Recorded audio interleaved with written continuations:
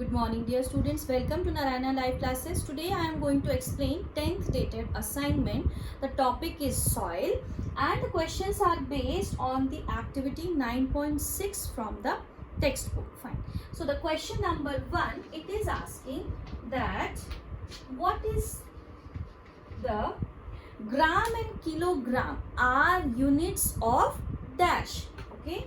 So the answer is gram and kilogram are the unit of mass. Okay, mass means whenever we have to measure something, we measure it in gram or kilogram.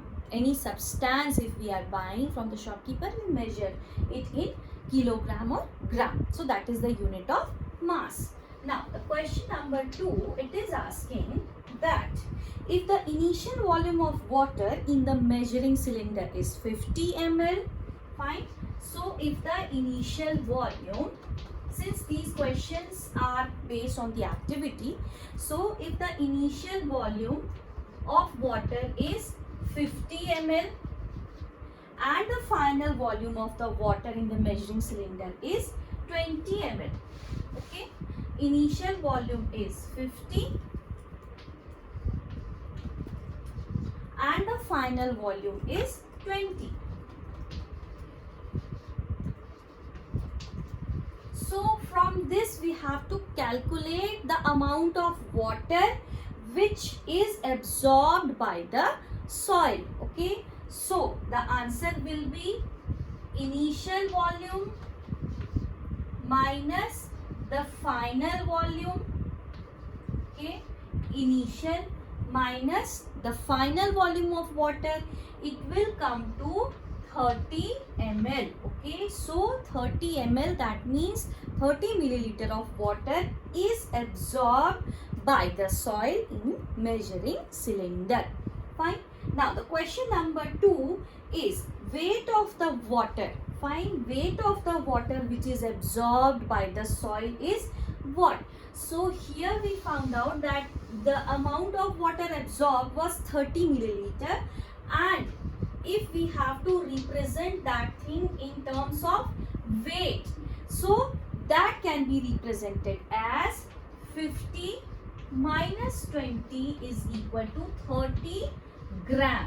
The same thing which was represented here in milliliter. Milliliter is the unit in which we measure the liquids. But if the solids are measured, so that is measured in gram and kilogram. So if that particular weight of water, this particular water, if it is measured in weight. So the question number 3 is asking what is the weight of the water absorbed by the soil. So the answer is 30 gram. The initial weight minus the final weight of the water gives the weight of the final water which is absorbed. Now the question number 4, 1 ml of water has a weight which is equal to dash. Okay, so 1 ml, 1 milliliter of water has a weight which is equal to 1 gram. Okay, so 1 milliliter is equal to 1 milliliter of water has weight which will be equal to 1 gram. Fine. Now the question number 5. The formula for calculating the percentage of water absorbed is, what is the formula for calculating the percentage of water absorbed? Okay, so the formula is U minus V divided by 50, okay, into 100, since we are calculating the percentage of the water which is absorbed. So this is the formula where U represents the initial volume of water, U is the initial volume of the water, and V is the final volume of water. Fine, V is the final volume of water. So this is how we can calculate the percentage of water absorbed by the soil. Now the question number 6, it is asking that question number 6 is asking which soil would have the highest percolation rate. So we know very well that the highest percolation rate is of sandy soil. Okay, so the sandy soil will have the highest percolation rate. Reason behind, sandy soil has bigger particles which allows the water to get down very easily. Fine. Now the question number 7, it is asking which soil would have the lowest percolation rate. So the answer is clay soil. And why the clay soil will have the lowest percolation rate? Due to the particles which are very small and they absorb the water. They don't let the water get down. Now question number 8, which type of soil will allow to reach a well faster and in a greater amount? So which type of, if a well is dug, and which kind of soil will allow more of the water to get down in a well? Obvious answer is sandy soil. Okay, since we know that sandy soil has bigger particles, has lot of air spaces, and this will allow the water to get down in a well very easily.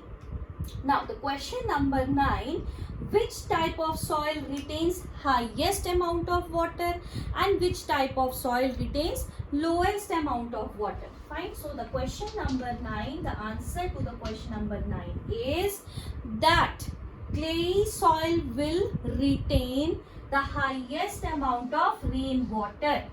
Clay soil will retain the highest amount of rainwater. Again, the reason is they have very small particles which will absorb the water. And the sandy soil, it will retain the least amount of water, rainwater. Okay, they will retain the least amount of rainwater. They will allow all the water to flow through them. Now the question number 10, it is asking that what is this experimental setup showing? Fine. So the question number 10, it has the experimental setup where it is shown there is a funnel, and through the funnel, inside the funnel a filter paper is there, and a soil sample is present in a funnel. Fine. And through this funnel, water is allowed to get down into the beaker through the soil sample. So this is the soil sample. Okay, and this is the funnel and this is the beaker. Fine. So the question number 10 is asking what this experimental setup help us to find. So this experimental setup help us to find the percolation rate. Okay, this experimental setup help us to find the percolation rate of the soil sample which is put down here, and through this water is dropped down, and it is calculated that at which rate water gets down through the soil sample.